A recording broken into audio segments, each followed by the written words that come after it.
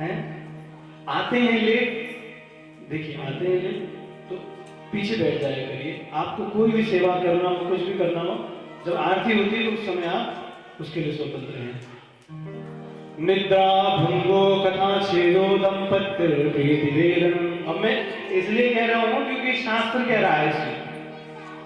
निद्रा भंगो कथा छेदो दंपत्य प्रीति वेदन शिशु मातृवेदस्य ब्रह्म हत्या समम स्मृतम।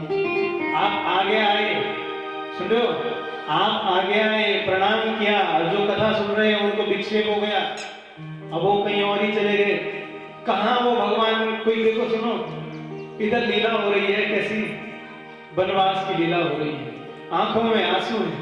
इतने में गांव का कोई आ गया, चाचा था, अरे मेरे चाचा क्या है, परमात्मा की लीला से सीधे रिश्तेदारी पर चला गया, तो क्या हो गया, ये अपराध हो गया। क्या हो गया? जिस प्रकार से मां और बेटे को अलग किया जाता है, उसमें जो दोष लगता है, पति पत्नी के बीच में फूट डालने पर जो दोष उत्पन्न होता है, बोले वही भक्त और भगवान की कथा में विघ्न डालने से या कुछ भी ऐसा करने से जिससे ध्यान हमारी तरफ जाए, तो बोले उससे ब्रह्म हत्या का पाप लगता है। क्या? एक ब्राह्मण मार देने का पाप लगता है। अब बताओ, आप लोगों को तो बड़ा आसान लगता हो। मेरा कोई अपना पर्सनल नहीं कह रहा, जो शास्त्र की बात है वही कह रहे। जैसे मां और बेटे को अलग करने की बात होती है, पति पत्नी को अलग करने में कितना दुख होता है, पता ही है ना आप लोगों को। तो भगवान भक्त से कितना प्रेम करते हैं, करते हैं कि नहीं करते? वो कहां भगवान का चिंतन कर रहा है और कहां अचानक से संसार का चिंतन होने लगा। एक तो बड़ी मुश्किल से चिंतन करता नहीं और कर भी रहा है, उसमें क्या हो गया, अपने विक्षेप हो गया, तो क्या बोलते हैं उसको, वो पाप लगता है।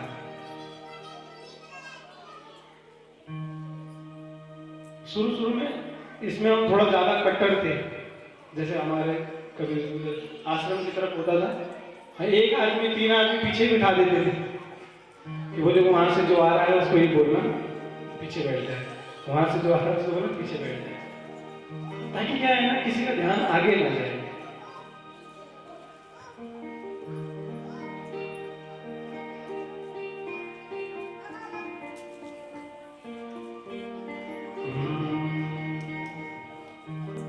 और मैं तो सोच सोच के हारा, तेरी आतुरता जान मार का। देखो, कथा को कथा के हिसाब से करना चाहिए। जितना सुनो, जो कथा कह रही है, आसन को जीतो। 3 घंटा अगर बैठे हो एक आसन पर तो बैठे रहो। जितना श्वासों, प्राणायाम के द्वारा अपनी सांसों को जीतो, क्योंकि इन सांसों का मन से बहुत बड़ा, सुन रहे ना, मन से बहुत बड़ा संपर्क होता है। जो अपनी सांस को जीत लेता है तो मन को भी जीत लेता है, इसीलिए प्राणायाम किया जाता है। जित संगो,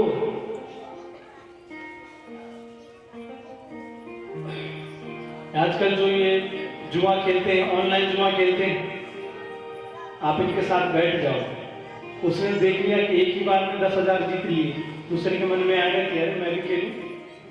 तो आप जिसका संग करोगे बोले आप वैसे ही हो जाओगे। तो इसीलिए अपने संग को जीतो, अच्छे संग में रहो। और जितेंद्रिय, बोले अपनी इंद्रियों को जीतो। और क्या करो, बोले ध्यान लगा करके परमात्मा के ऊपर, परमात्मा का स्थूल रूप का चिंतन करो। कैसा चिंतन? के पाताल में तस्य पादमूलम पठन्ति पार्श्वे प्रपदे रसातलम महातलम विश्वसृजोतगुल्फे तलातलम वे पुरुषस्य जंगे। पाताल में तस्य पादमूलम पठन्ति पार्श्वे प्रपदे रसातलम। भगवान का रूप कैसा जानते हैं? कमर से नीचे अतल, वितल, सुतल, तरातल, रसातल, महातल और पाताल। और कैसा है? बोले नाभि से ऊपर भू व स्व महा जना तप और सत्यलोक, 14 लोक हैं। ये 14 लोग क्या हैं? बोले भगवान के ही स्वरूप हैं। ब्राह्मण कहां से निकला? बोले भगवान, ब्राह्मण जो है भगवान के श्रीमुख से निकले। क्षत्रिय बोले बाहु से निकले। और जंघा से कौन निकले? बोले जंघा से वैश्य निकले। और पैरों से कौन निकले? बोले पैरों से शूद्रों की उत्पत्ति हुई। अब कई बार ये देखा जाता है, बोले कई लोग बोलते हैं शूद्र छोटे हैं, है ना? क्या बोले शूद्र क्या है? छोटे। एक बार बताओ, आपके चेहरे की तो कोई सम्मान करके जाए और पैरों की आपकी बेइज्जती कर दे? बताओ कि चेहरे की तो आपको बोले वाह क्या चेहरा है, और पैरों के लिए बोले देखो जरा ये पैर। सबसे पहले देखो एक चीज बता दे, इस दुनिया में भगवान ने किसी को ना छोटा बनाया ना बड़ा बनाया। भगवान ने क्या बनाया? सम्मान। भगवान खुद शूद्र रूप में अवतार लिया। भगवान ने किसको? बोले नारद जी क्या बोले? शूद्र रूप में अवतार लिया। भगवान, तुम हम लोग बोलते कैसी शकल है? बोले सुअर की जैसी शकल है। क्या है? सुअर की जैसी शकल। भगवान सुअर भी बने, भगवान सुअर भी बने। और तो और भगवान ने बोले पादुकाओं का तक अवतार धारण किया। कब? भगवान तो वनवास के नंगे पैर आए थे ना, तो उनके पास पादुका कहां से आ गई? भगवान ने उसी समय पादुका का अवतार धारण किया। बोले हे भरत, मैं ही ये पादुका नहीं है, ये मैं खुद हूं। जो पूछोगे वो बताऊंगा तुम्हें। जिस चीज की तुमको जरूरत होगी वो तुमको प्राप्त हो जाएगी। तभी तो बिठाया, नहीं तो क्या जरूरत है बताओ?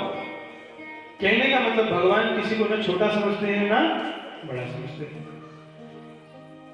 तो कहते हैं, बोले ये जो लोक हैं अतल वितल सुतल तरातल, ये सब भगवान के हैं। ये जो जितने भी पेड़ पौधे हैं ये भगवान के क्या हैं? रोम। ये जो बाल होते हैं ना शरीर में, ये जितने भी बाल हैं बोले क्या है? रोमकूप है। और नदियां भगवान की नसें हैं। ये धरती भगवान का शरीर है। इस प्रकार से कहते हैं कि बोले इस प्रकार से भगवान का ध्यान किया जाए।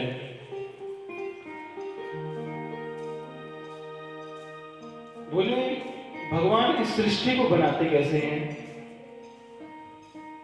भगवान इस सृष्टि को बनाते कैसे हैं? तो बोले यही बात किसने पूछी थी? बोले विदुर जी ने मैत्रेय जी से पूछी थी।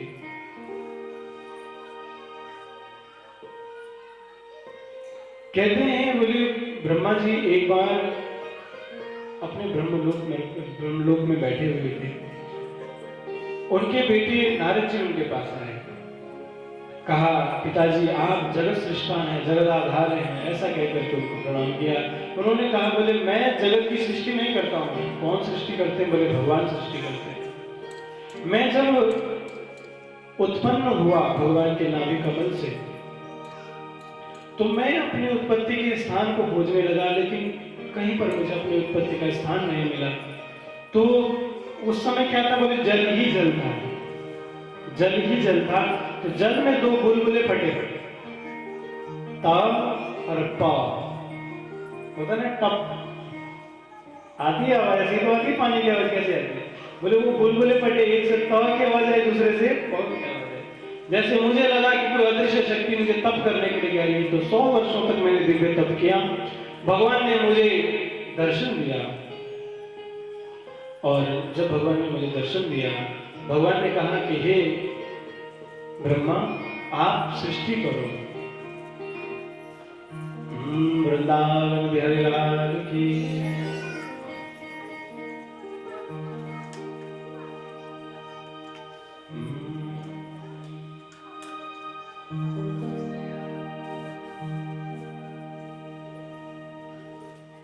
भजन है ना, बोलिए राजा रामचंद्र भगवान की। ओ नगरी हो अयोध्यासी, रघुकुल सागरा हो। नगरी हो अयोध्यासी,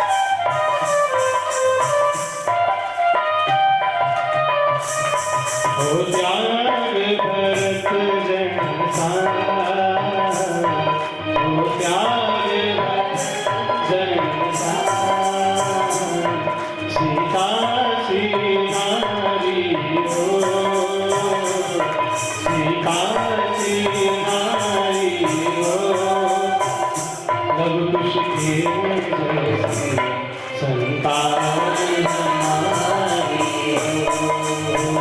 लव मुझके जैसी संतान हमारी हो।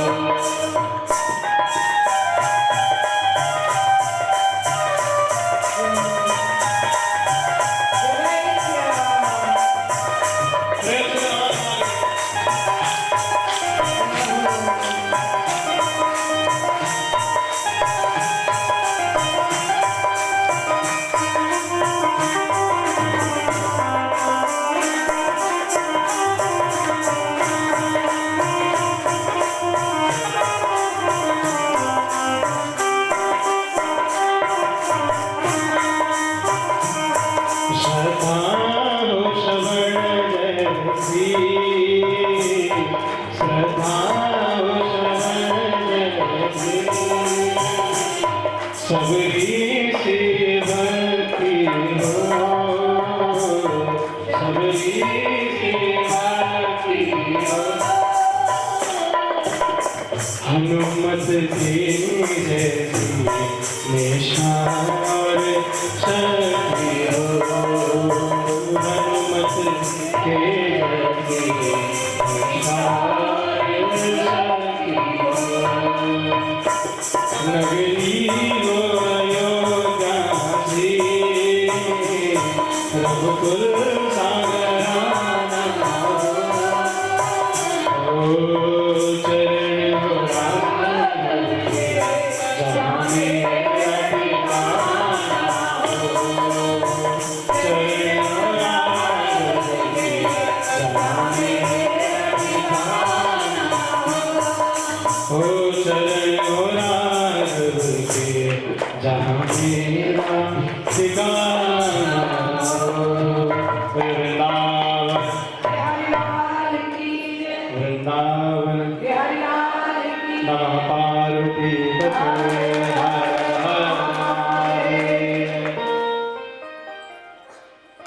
तो इसी प्रकार से कहा कि बोले महाराज आप सृष्टि करिए। तो कहते हैं बोले संसार में जो आदमी एक घर बना लेता है, सोचिए जो घर बनाता है उसे कितना अभिमान होता है, बड़ी कोठी बना ले, बंगला बना ले तो कितना अभिमान होता है। तो ब्रह्मा जी कहते हैं बोले हे प्रभु, जो संसार में एक थोड़ा बड़ा घर क्या बना ले उसे इतना अभिमान होता है, मैं तो पूरी दुनिया बनाने वाला हूं तो मुझे कितना अभिमान होगा। भगवान मुझे अभिमान हो ऐसा मैं नहीं चाहता, आप मुझ पर कृपा करो कि मुझे अभिमान ना हो। तो उन्होंने क्या किया, भगवान कहते हैं जाओ मैं तुम्हें आशीर्वाद देता हूं कि तुम्हें कभी अभिमान नहीं होगा। तो जब इन्होंने सृष्टि करी तो क्या हुआ, सनक आदि 4 भाई उत्पन्न हुए। इनको कहा कि बोले तुम विवाह करो और क्या करो, सृष्टि करो, सृष्टि करो। देखो संतान होने मतलब विवाह होने के बाद संतान उत्पन्न करनी चाहिए। क्या विवाह होने के बाद संतान उत्पन्न करनी चाहिए, बोले जिसको नहीं हुई हो उसको दत्तक पुत्र लेना चाहिए, यानी पुत्र गोद लेना चाहिए।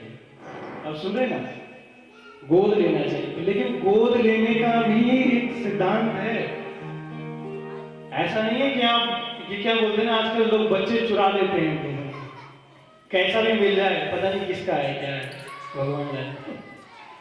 तो किसी का ऐसा भी क्या गोद लेना।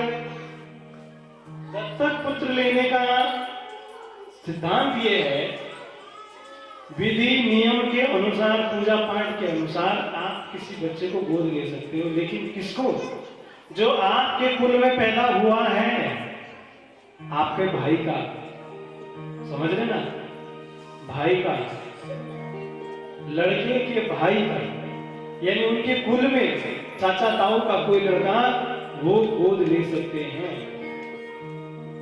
अब एक बात बताओ, अगर वो अपने पिता का श्राद्ध कराएगा, मान लीजिए ब्राह्मण ने क्षत्रिय के बेटे को गोद ले लिया, तो जब वो श्राद्ध कराएगा क्या श्राद्ध कराएगा, ये भी तो बात है। हिंदू ने मुस्लिम को गोद ले लिया, अब वो श्राद्ध कराएगा तो क्या श्राद्ध कराएगा बताओ। लेकिन अपने गोत्र में, अपने कुल में अगर कोई उत्पन्न है तो वो पुत्र के ही श्रेय में आ जाएगा। आ रही बात समझ में? उसकी जाति, उसके वर्ण, उसके कुल का होना चाहिए, तो उस दत्तक पुत्र का अधिकार बनता है। बोलिए सियावर रामचंद्र भगवान की, वृंदावन। तो इनको कहा बोले या तो संतान उत्पन्न नहीं करनी है तो बाबा जी बन जाइए। सनक सनंदन सनातन सनत कुमार ये चार भाई जैसे उत्पन्न हुए, इन्होंने कहा कि बोले महाराज हम तो विवाह नहीं करेंगे। अब जब इन्होंने कहा विवाह नहीं करेंगे तो इनके पिताजी को गुस्सा आया, बोले पहली संतान पैदा हुई वही बात नहीं सुनती हमारी। आप लोगों के बच्चे आप बोलते हो बेटा दूध ले आओ, बेटा ये सामान ले आओ, तो जो बच्चे बोलते हम नहीं ला रहे, तो नाराज नहीं होना, दुखी नहीं होना। क्यों? क्योंकि जब सृष्टि में ब्रह्मा जी ने जब संतान उत्पन्न करी थी तो बोले पहली संतान ने बोला हम विवाह नहीं करेंगे, उनकी बात मानने से मना कर। जिसने दुनिया बनाई उनके बेटों ने जब उनकी बात नहीं मानी, हमारी नहीं मान रहे तो कौन सी बड़ी बात। बोले पिताजी हम तो बस हरि शरणम, हम तो भगवान का भजन करेंगे, हमें शादी विवाह से कोई लेना देना नहीं है। पिताजी को बहुत गुस्सा आया, पहली संतान उत्पन्न हुई और उसने ही मेरा जो है कहना नहीं माना, तो भगवान की क्या उनको गुस्सा आया, तो उनके भ्रुकुटी का भेदन करके रुद्र भगवान प्रकट हुए। जैसे रुद्र भगवान प्रकट हुए तो वो रोने लगे, इसलिए उनका नाम क्या रख दिया? उनका नाम क्या पड़ा? बोले रुद्र। भगवान ब्रह्मा जी ने कहा बोले तुम सृष्टि की उत्पत्ति करो। आरी बात समझ में? उनको कहा कि बोले आप सृष्टि की उत्पत्ति करो, तो भोले बाबा ने क्या कैसी सृष्टि? बोले जो जैसा होगा वो वैसा ही काम करेगा। भगवान शंकर ने बिल्कुल भूत प्रेतों की सृष्टि कर दी, भूत प्रेत पिशाच बेताल सब पैदा हो गए और कहा बोले ब्रह्मा जी की तरफ दौड़े, ब्रह्मा जी को खाने के लिए दौड़े। सुन रहे? भगवान शंकर को कहा, भगवान शंकर ने बोले महाराज रहने दो आप अलम प्रजा में सृष्टि भी। बोले आप क्या करो? बोले सृष्टि की उत्पत्ति करना, आप ये जो है संतान जो आप ये सृष्टि कर रहे हो ये बंद करो। ये जितने भूत प्रेत दिखाई दे रहे भगवान शंकर की सृष्टि है, इसलिए भगवान शंकर किसके साथ रहते हैं? बोले भूत प्रेतों के साथ रहते हैं। तो भगवान शंकर ने बोला मैं क्या करूं? तपहातिष्ठभद्रं ते सर्वलोक सुखावह। बोले आप लोगों के कल्याण के लिए क्या करो? तपस्या करो। भगवान शंकर तब से क्या है कैलाश में आंखें बंद करके हम सब लोगों के लिए क्या कर रहे हैं? तप कर रहे हैं। उसके बाद क्या होता है कि इन्होंने ब्रह्मा जी ने अपने 10 पुत्र प्रकट किए। मरीचि अत्रिंग गिरसो पुलस्तान पुराकृतो भृगुर वशिष्ठो दक्षस्य दशमस्तत्र नारदः। मरीचि अत्रिंग अंगिरा पुलस्त पुराकृतो भृगु वशिष्ठ और दक्ष, ये कितने हो गए? बोले 10। नारद जी 10 पुत्र उत्पन्न करे। बाद में इन्होंने क्या किया? अपने ही शरीर से मनु और शत्रुपा को उत्पन्न किया। कहा कि बोले तुम दोनों क्या करो? बोले संतान उत्पन्न करो, इस सृष्टि को आगे बढ़ाओ। उन्होंने कहा बोले महाराज देखो सबसे बड़ी बात है, इन्होंने जो दुनिया के पहले जो मनुष्य हैं, मनु जी के कारण हम लोगों को मानव कहते हैं, तो उन्होंने भी जो पहला सिद्धांत क्या रखा? बोले घर तो सृष्टि तो कर लेंगे लेकिन रहेंगे कहां? है कि नहीं? विवाह करना बड़ा आसान है, लेकिन देखो जब भी बेटी का विवाह अगर करे कोई तो 3-4 चीजें देखनी चाहिए। क्या? रूपम बलम गुणम श्रेय। एक तो रूप देखना चाहिए। अरे भाई ऐसा नहीं है कि बिल्कुल पैसे वाला है दे दिया उसको, उसका मन ही नहीं है चाहिए उसमें पूरा जीवन उसके साथ काटना है। क्या? उसका जीवन पूरा जीवन उसके साथ काटना है और मन ही नहीं है। अगर मन ही नहीं मिल रहा है और आप उसको जबरदस्ती अगर दे दोगे, आपने उसको कहां पहुंचा दिया? नरक में पहुंचा दिया। पहले क्या होता था? बोले स्वयंवर होता था। क्या होता था? स्वयंवर, यानी कन्या को अधिकार है कि वो अपने लिए वर चुन सकती है, लेकिन माता पिता के अंडर जबरदस्ती करके नहीं। माता पिता ने कहा भाई ये पसंद है, नहीं पसंद है कोई बात नहीं, दूसरा देख लो, दूसरा देख लो, तीसरा देख लो। मतलब पसंद वो अपनी पसंद से ही करेगी, ये नहीं कि आपने बोला इसी से करनी तो इसी से, ऐसा बिल्कुल नहीं होना चाहिए। चार चीजें अपनी बेटी के लिए जरूर देखना चाहिए। रूपम, पहला क्या, रूप देखना चाहिए कि जिस योग्य वो सुंदर है उस योग्य क्या वो सुंदर है, समझे। तो तीसरा क्या, बलम, बलशाली भी होना चाहिए। पता लगा कि मरा हुआ बिल्कुल उसको कंधे में उठा के जा रही है ना। बलम यानी कि बेचारे को उसको चक्कर आ रहे हैं, चक्कर आ रहे हैं, उसी को उसको उठा के ले जाना पड़ रहा है, पानी के छींटे मारने पड़ रहे हैं उसके ऊपर। तो क्या होना चाहिए, पहला रूपम, फिर क्या बलम, उसके अंदर बल होना चाहिए ताकि वो उसकी रक्षा कर सके। फिर गुणम, मान लो रूप भी है, सुंदर है, स्मार्ट है एकदम, और क्या है, बल भी है। रूप है, बल है और गुण है ही नहीं तो पिटाई करेगा किसी की, किसकी, अपनी पत्नी की।